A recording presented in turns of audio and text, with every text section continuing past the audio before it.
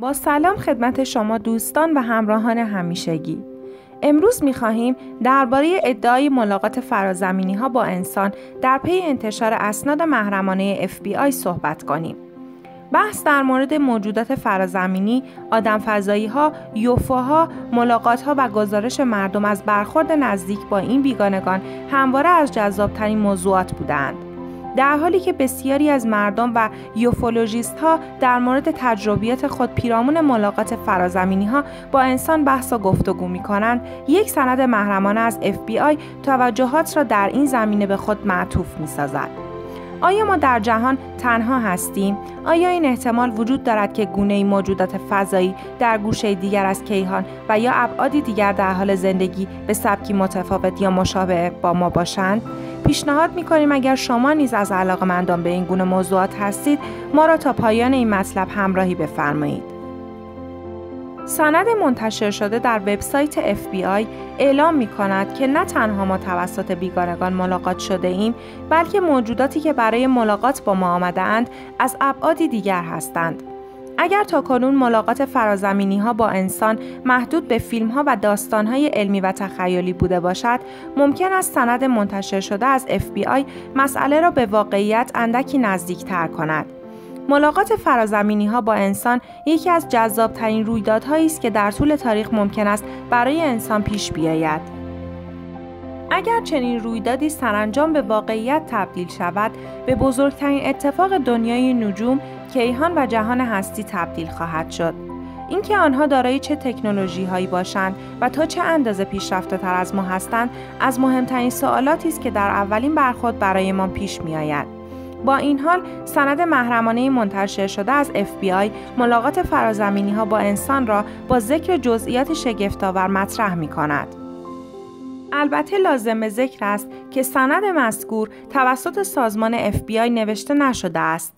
در واقع این سند یک صفحه از داکیومنت 69 صفحه‌ای با نام ufo1.pdf بوده که توسط یک مقام ریاست سابق دانشگاهی نوشته شده است.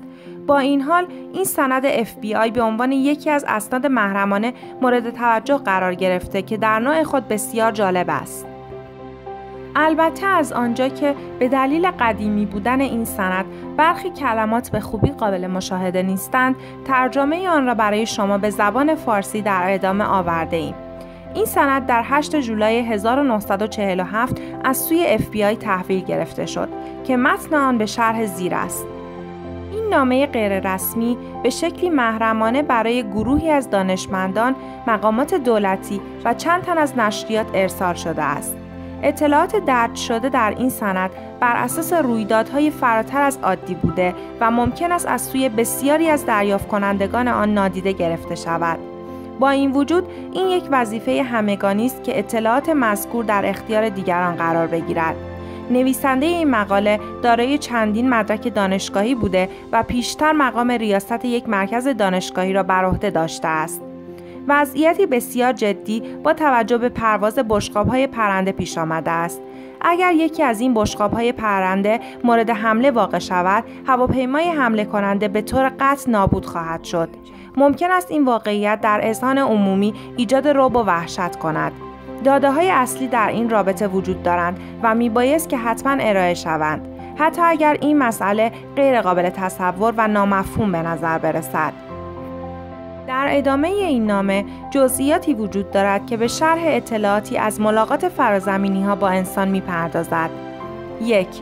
بخشی از دیسک یا بشقاب پرنده خدمه را جابجا می‌کند. باقی آنها از راه دور کنترل می‌شوند. 2. مأموریت آنها صلح طلبانه به نظر می‌رسد.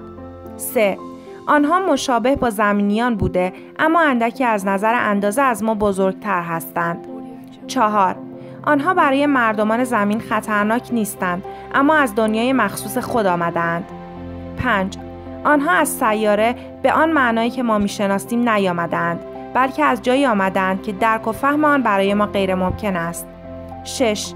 جسم خدمه و بدنه سفینه فضاییشان به طور خودکار متناسب با نرخ تراکم ماده ما شکل میگیرد. 7. دیسک دارای یک نوع انرژی تابشی یا اشعه است که حملات خارجی را به سادگی خنثی می‌کند. چرا که در هر زمان که اراده کنند از دیدگاه ما نامرئی شده و به بعدی دیگر می‌روند. 8. مکانی که آنان از آنجا آمدند همچون دنیاهای ستاره‌ای نیست و مربوط به مسئله لوکاس یا تالاس می شود. 9. آنان را توسط رادیو نمی توان دنبال کرد، اما این عمل به کمک رادار امکان پذیر است، البته اگر یک سیستم سیگنال برای این ماشین اختراع شود. تا اینجای گزارش اینطور برداشت می شود که ملاقات فرازمینی ها با انسان تا چه اندازه می تواند اسرارآمیز و پرهیجان باشد. در انتهای این نامه نیز آمده است: ما این اطلاعات را ارائه کرده و کار بیشتری از ما ساخته نیست. اجازه دهید با تازه واردها با مهربانی برخورد شود. این مسئولیتی بزرگ بر دوش قدرت‌هایی است که اهمیت این موضوع را درک می‌کنند. ضمیمه: لوکاس سازه‌ای بیضی شکل و فلزی با قابلیت مقاومت در برابر حرارت‌های بسیار بالا میباشد که هنوز برای ما قابل درک نیست. قسمت میانی شامل یک آزمایشگاه و قسمت انتهایی آن دارای یک ابزار جنگی میباشد که اساساً از یک دستگاه تامین انرژی فوق‌العاده پیشرفته ساخته شده است.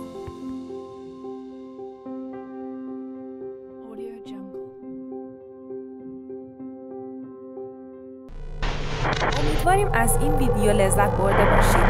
لطفاً در کانال ما عضو بشید، ما را لایک کنید و یا اگر ایده های جدیدی برای برنامه های آینده ما دارید برای ما کامنت بذارید. متشکریم.